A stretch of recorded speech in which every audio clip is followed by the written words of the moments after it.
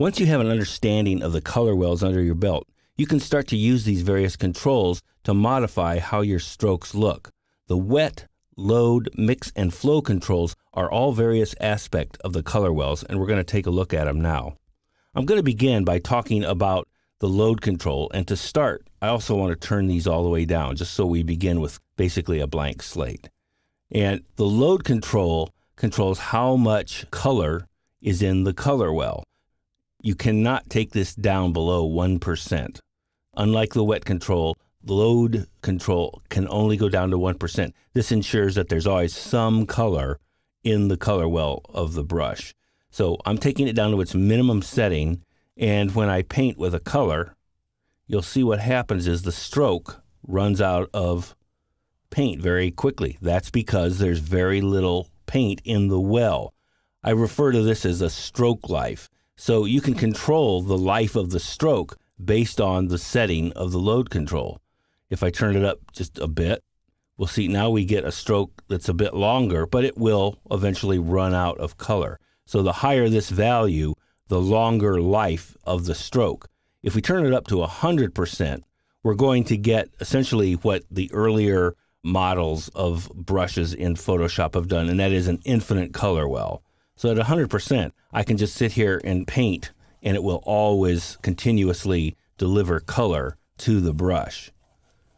So now we understand how we can control the color well. Let's look at how we can control the pickup well in relation to what's happening with the load control.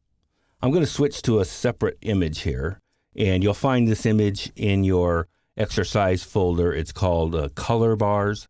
And let's just start with the current setting here.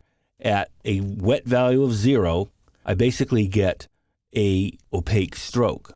Now I'm going to turn this up a bit, and you'll see what happens is the underlying color is contributing to the makeup of the stroke.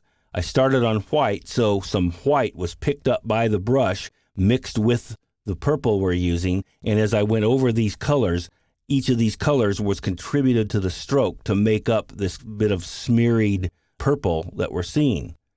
Now, I'm going to go ahead and turn this all the way up to 100% because I want to show you that at 100%, you really don't see much difference from a 1% setting to a 100% setting.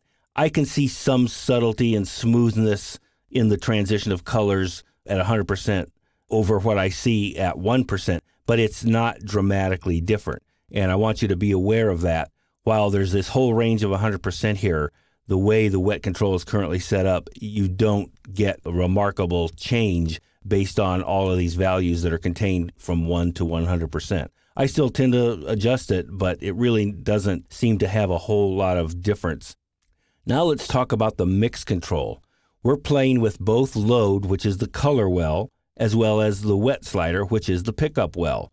The mix slider controls the ratio of these two values together.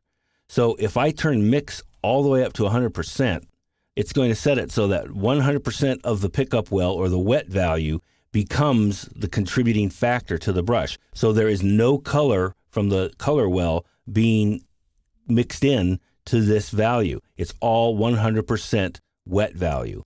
If I turn this down a ways, we'll see that now some of the purple is contributing to the color, but it's in a ratio that's consistent with what this value is in the mix. So mix is just playing with the ratio of these two colors' contribution to the total stroke. Finally, we have the flow control. And the flow control controls the overall settings. It's like a master control. If I turn flow down to a low value here, you'll see that I get some color, but it's very slowly being added to the canvas. And if I turn it all the way up, I'm going to get a much greater application of color within my stroke. You'll notice there really is no opacity control associated with the mixer brush. The flow control basically acts as a replacement for opacity. So if you want to subtly build up your strokes, a low value is going to give you that capability.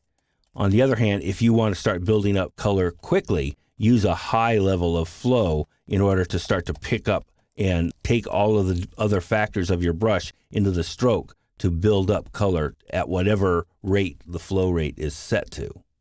You probably will spend most of your time making adjustments to these brushes in order to customize the look of your strokes.